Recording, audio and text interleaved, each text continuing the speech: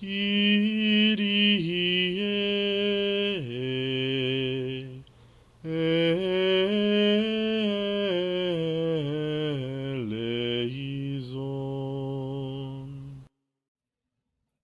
Hi, and welcome to the first episode of the Catholic Workers Podcast. This is a podcast exploring Catholic thought, how it applies to modern problems, mainly in spheres of politics and economics.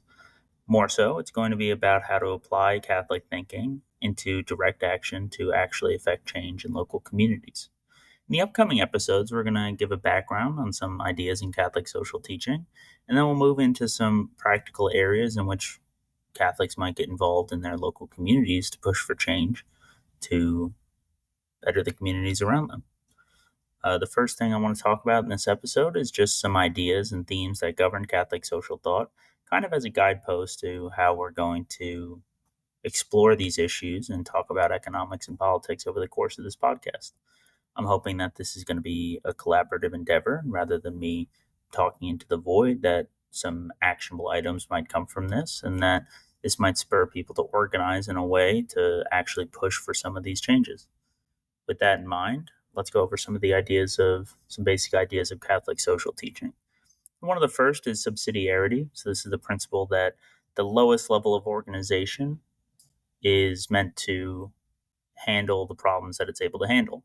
So, for example, if a problem can be solved within the family unit in society, then it should be solved at that level. If it requires more coordination or more resources, or is outside the hands of individual families, that's when it would aggregate to local communities to solve those problems.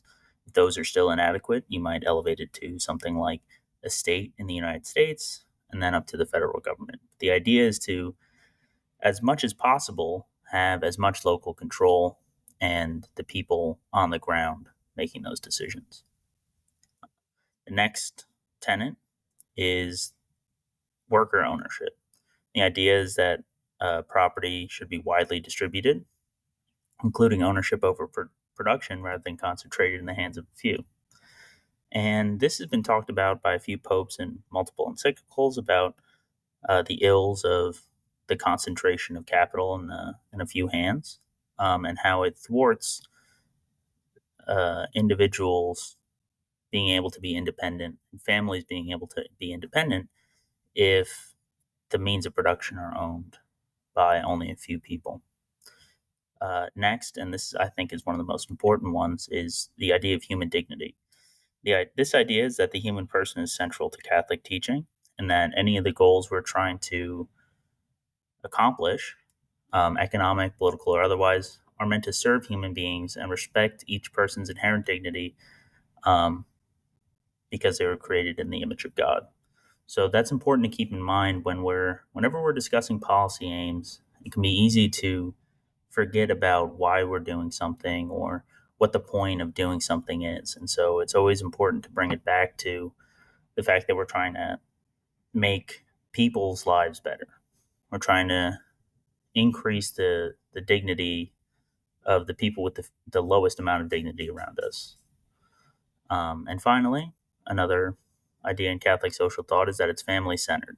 Family is the lowest level of organization in human society rather than the individual as modern Enlightenment liberalism might have. It's important to support the basic family structure, and it's important to support parents as they're raising children and families in the economy. Um, Another key point that's going to try to be a focus of the podcast going forward is that ideology and theory is obviously very important for trying to discern proper action, but the flip side of that is that ideology without action is useless. Um, Pope John the 23rd in his encyclical Mater et Magistra wrote that practice is necessary, only theorizing is inadequate. We need to actually enact this thinking, otherwise it's just going to be, talking into the void or just writing into the void. If it's not actually going to be affecting people and not actually going to be affecting change and changing actions, then it's not going to have a real impact on people's lives. And that's what we need to bring it back to. Finally, I don't just want to have this be a project that's just me. I want this to be a community, a conversation.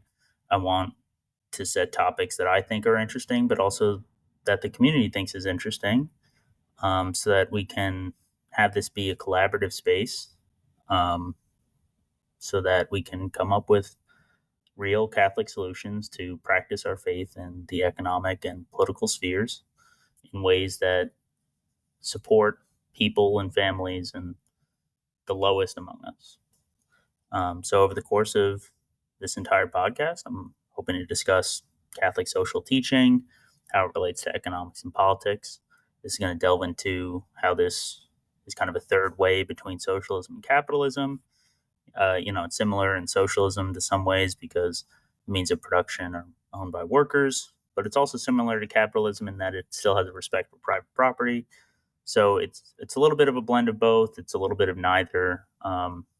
Both and, but also, that kind of makes it neither of them. It really is a third way. And so we're going to be discussing that in detail, looking at, encyclicals, church documents, popular theologians' opinions, how they relate to all of these issues, and then how that can be put into a 21st century context. With all that in mind, I hope you'll join me on this journey and help to contribute to this community, and we can make some impactful changes together. Thank you. Kyrie